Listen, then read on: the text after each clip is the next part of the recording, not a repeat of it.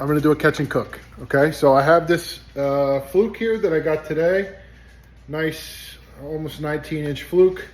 And I'm gonna fillet it and I'm gonna cook it. I'm gonna do the easiest way of cooking fluke. We're doing the easiest way of catching, the very basics of catching, and this is gonna be the easiest way, in my opinion, to cook it versus just like throwing it on a pan with some like butter, right? So what I'm gonna do is I'm gonna fillet this out and I'm going to cook it, roll it around in some cornmeal, salt and pepper, in a cast iron pan with a little bit of olive oil, and I'm just gonna basically fry it up. It's probably the easiest way to do it, and I'll show you how to fillet it. My filleting is okay, I'm not bad at it, but there's plenty of other guys on YouTube that'll smoke me when it comes to filleting a fish. So if you don't like the way I did it, go look at somebody else's. But here it comes, catch and cook, my first one. All right, so I ran my knife through a steel. Make sure it's nice and sharp. Steels don't sharpen your knife, they only like hone your blade. So if you have a dull blade, it's not gonna help you. So you're gonna go like this. There's a lot of head meat over here. You can cut this out, but you're gonna basically here's the stomach. So this is like unusable meat. So come across like this on a little bit of a sharp angle and come back down. Then I flip it over, put the knife in. Here's where my cut was. I put the knife in and run it across those bones to the tail. You come in and the ribs are right here. You just follow those ribs.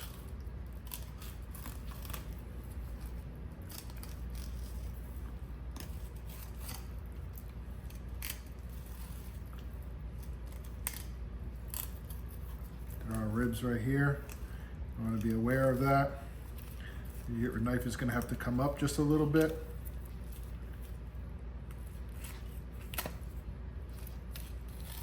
Now you're just going to take your knife and run it along these bones. There's a nice fillet. That's the top fillet. That's one's always a little bit thicker than the bottom fillet, right? Your bottom fillet is your white side, your top fillet is your brown side. So clean those scales.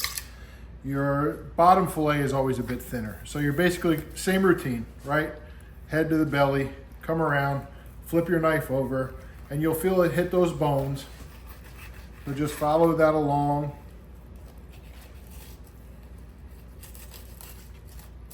Like that. There you have your bones.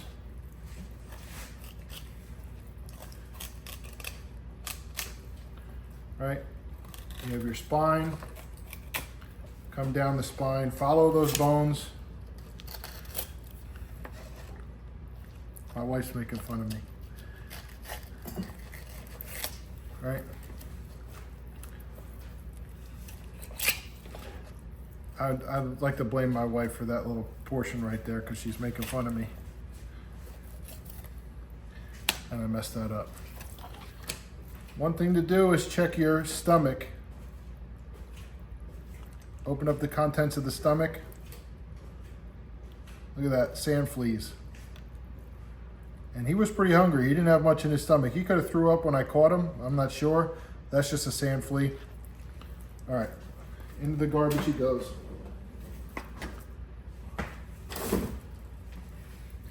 Now, you have these bones right here. I always just trim them out. I don't like bones in my food.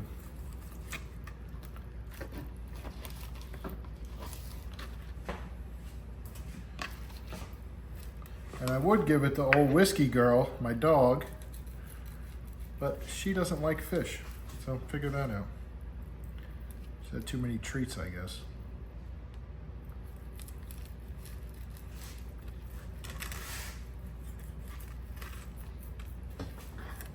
All right. Now what's important when you're skinning them, like I'm doing here, is bring your board right to the edge, because if you're over here and you're trying to get your knife down, your knife's gonna be at an angle. So if you come right to the edge and go like this way I can keep my handle off this side, and I can just keep my knife up close to the skin and just keep running it.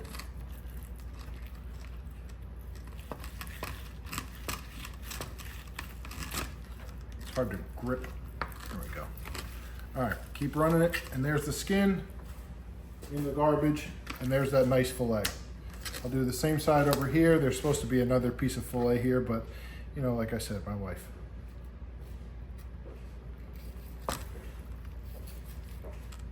I'll cut this. I don't have any way of getting it.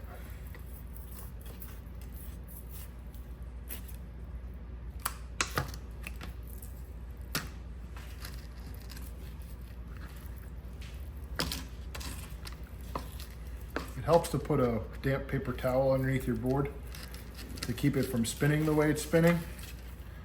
But I decided I'm just going to struggle in front of 97 subscribers today. There's just this tiny little morsel that I'll eat. All right, 3 fillets.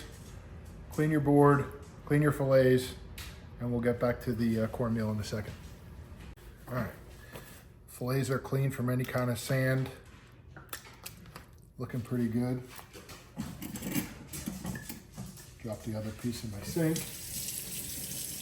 Luckily, I just cleaned my sink. All right, there we go. There's that.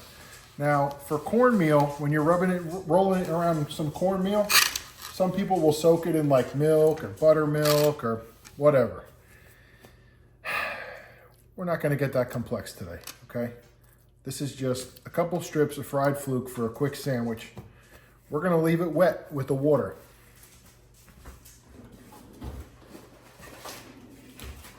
I'm going to throw it in a plastic Ziploc bag.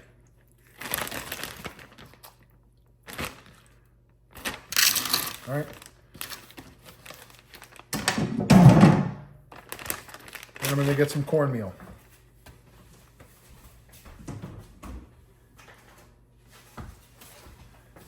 This is just old-fashioned yellow cornmeal. Nothing special. Throw it in. All right, that's probably enough. Do a little more if you want. Let it stick to the wet fillets.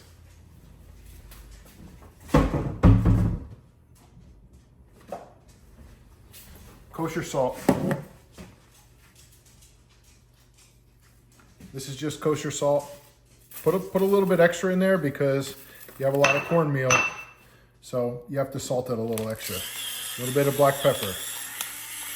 Very simple. Seal it back up. Toss it around. Your fillets are a little wet, so it'll absorb. The cornmeal's going to stick to it. Roll it around a little bit. Your fillets are covered. Now, I'm going to go over to the stove and fire up my cast iron pan to get that thing warm. Okay, so my pan is heating up and I have some extra virgin olive oil. It's nothing special. I really don't like using olive oil too much, but that's what I got right now, so that's what I'm using. I like using, I usually have beef tallow, butter, stuff like that, and I have butter, but I'm using some olive oil right now. So a lot of times you want to fry these fish. Since they're small, you need to fry them at a higher temperature. If you fry them at a low temperature, by the time your breading starts to crisp up, your fish is like far overcooked. And so if you have to fry it at like pretty high, I would say close to 375. So the oil temperature, you'll know when it's up when you get like a tiny wisp of smoke. That's not really good for extra virgin olive oil, but it is what it is, okay? So we're gonna wait until it heats up just enough to get a little wisp of smoke, and then we're gonna fry these things.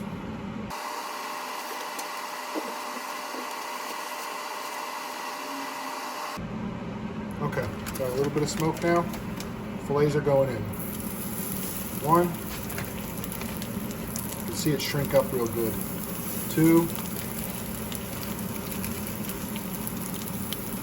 3, and 4.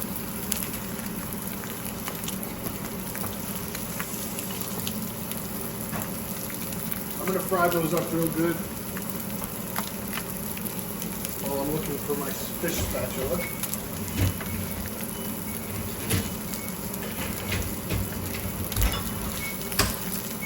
Using my dishwasher. This is a fish spatula. Very thin and very pliable, very bendy. That's what you need for a fish spatula, so it doesn't fall apart when you go to flip it. Probably even need a little bit more olive oil. You're not really supposed to do it now, but I'm going to. I'm going to lower the heat back down to medium because I was using it to get the pan up to temperature.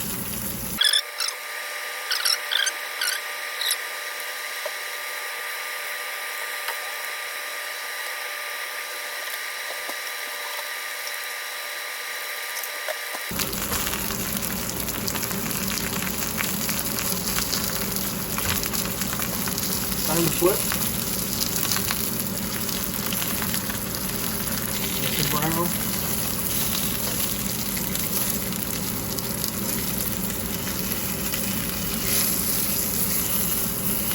That one really curled up.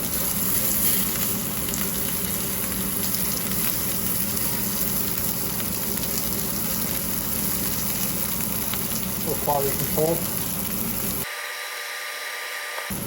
These are about ready. So I'm going to pull them off and bring it over to my area where all my stuff is, my bread.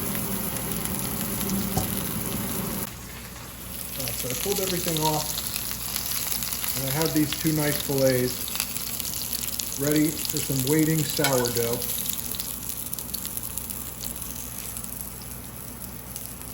Very nice. Since we're not deep frying, there's no like, oil and stuff to take off of it. Like you don't have to put it on paper towels or anything. We're just shallow frying it.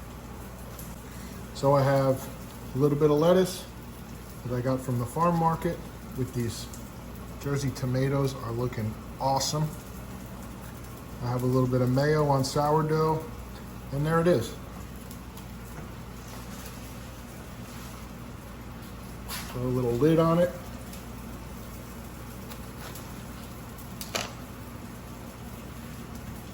Catch and cook. Fluke sandwich, about as easy as it gets. Thanks for watching.